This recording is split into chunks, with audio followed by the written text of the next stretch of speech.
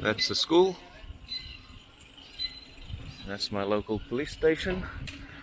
And I'm going to show you something today that I think needs saying. I'm still 1 year after China was locked down because of a COVID crisis, and then 9-10 months after it was reopened. We're still hearing things like, yeah, but China welded sick people into their houses. Well, I'm going to tell you something, they didn't. Here's my local community office, very recently repainted and refurbished. And this gate was the main gate to my village, my community. My local community, the office there, have volunteers that work for them. Hundreds, literally hundreds, maybe thousands of volunteers in my own city, Zhongshan, came out and they helped the communities. What they did was they opened that gate and said to everybody else, there's another entrance there, you go out through the main gate. If you need to go out, you go out for 3 hours every second day. Here's my local pharmacy where there was a queue every 3 or 4 days to buy masks.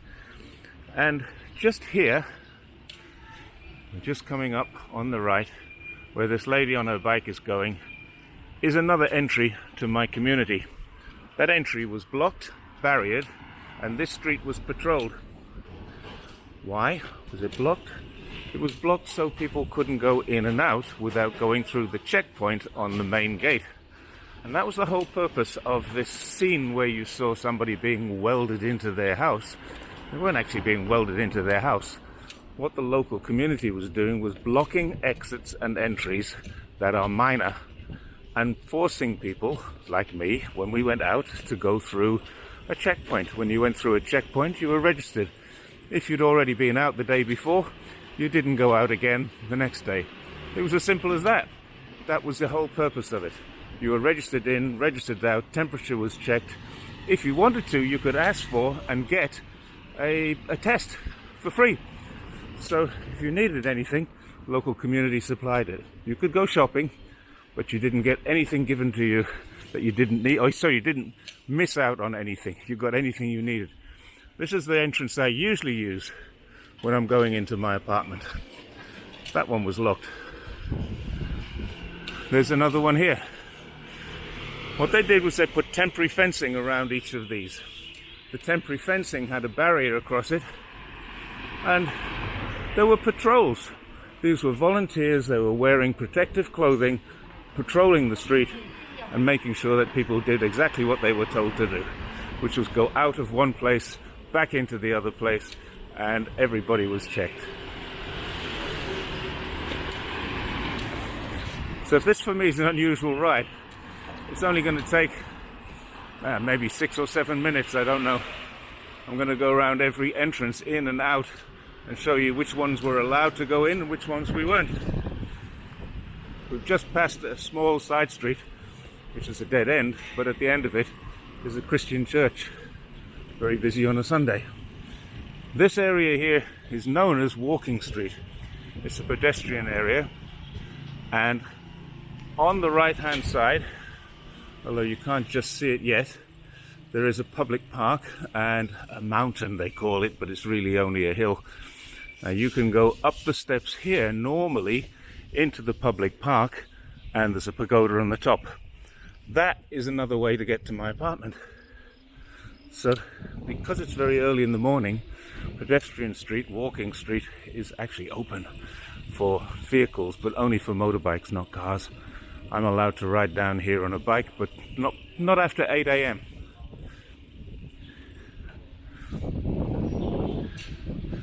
Now if we keep going down here, we'll see another entry just behind these little stores here. Another entry into the mountains. And again, you can get to my apartment, but those entries were blocked. And in fact, this whole street, this entire street was blocked. And here's a mate of mine, that's Mike, going for his coffee. Morning, Mike. I'm just making a short video and I'll see you in about 10 minutes. So I'm going to join him for a coffee fairly shortly, but I'll finish this little video first. I'll show you where we go for a coffee as well. So if you're interested in the architecture here, it's Portuguese. A lot of it is Portuguese influence. We're about 45 kilometers from the center of Macau. Maybe 50 kilometers, I'm not entirely sure. Oh, again, we've just passed another little alleyway that goes up into the mountain. Now, from these alleyways, nobody lives up them. It's just a public park. So there was no need to have them open. This entire walking street, they call it, was closed off. Here's another one.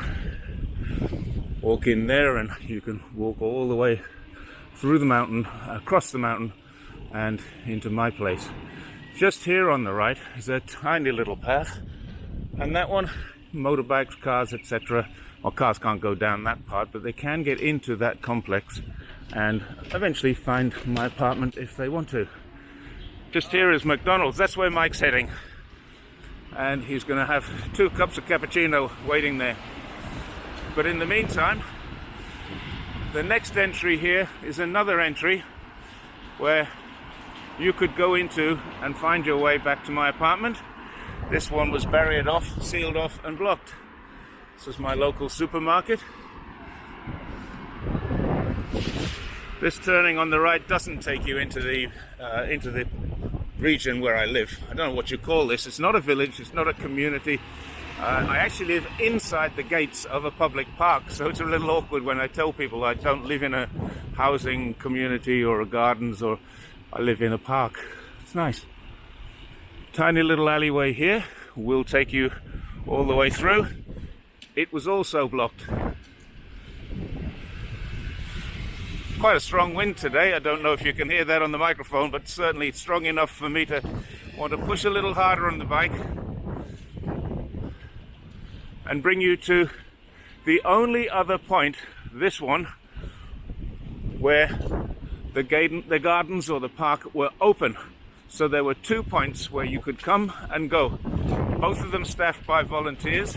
Both of them had little stands, like a market stall, where they could get into some cover if it was raining and protect themselves from the sun if it was hot, which, believe it or not, in February, March can be. Another little alleyway here was blocked, completely blocked, barriered off, cordoned off, impossible to make your way through there. And at the time, just here was a public market, what you call a wet market, and it was open for business, but it was open in a limited way, and to get into it you needed to have your mask on. There's another entry there that was open, sorry, that was blocked. Yeah, you needed to have a mask on, you needed to get your temperature checked, and interestingly, we still do.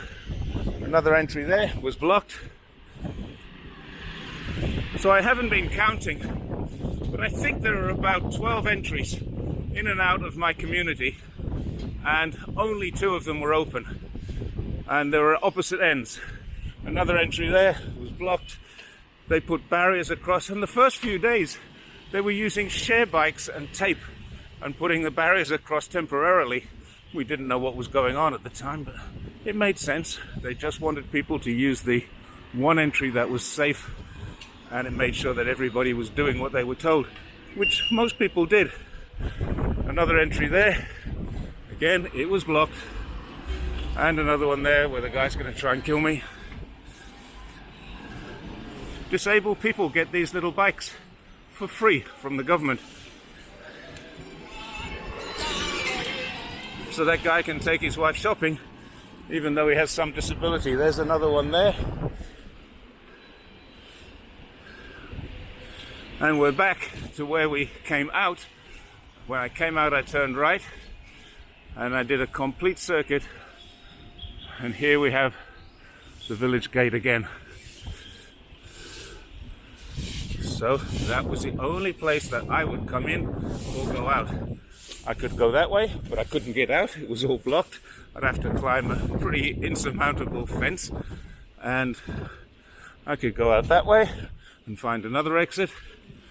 When I get just past the police station and the school where we started, the usual way that I go in and out is where those bikes are now going. Unless, of course, going to meet Mike, in which case I go this way. Josanne. One of my neighbors always says hello. This lady's another of my neighbors who usually says hello. Oh, there she did. And that's where I'm signing off for now. But unlike other YouTubers, I don't say follow me, subscribe, go to my Patreon, send me money, help, anything like that. If you're interested and you want to know a little more about China, please, you don't have to subscribe because I have no intention of monetizing this. If you want, ask me a question. If you think that I'm a liar because I live in China and everything I say must be wrong about China or I'm forced to say it, then please just get off and leave me alone, because you are wrong and you've never been to China and obviously don't understand China at all. So if you would like any questions answered about living in China, working in China, being in China, I have a fair bit of experience and can help you. And I'm very happy if you send me a message, private message on Twitter, Jerry's China, or private message on YouTube, which is where you're watching this now. So do so, send me a message. I will answer, I will reply to you, and I'll give you as honest an answer as I can and send you to some other resources if the questions are more deep. But you'll certainly get something back from me. Signing out now, and thank you very much for watching. Bye-bye.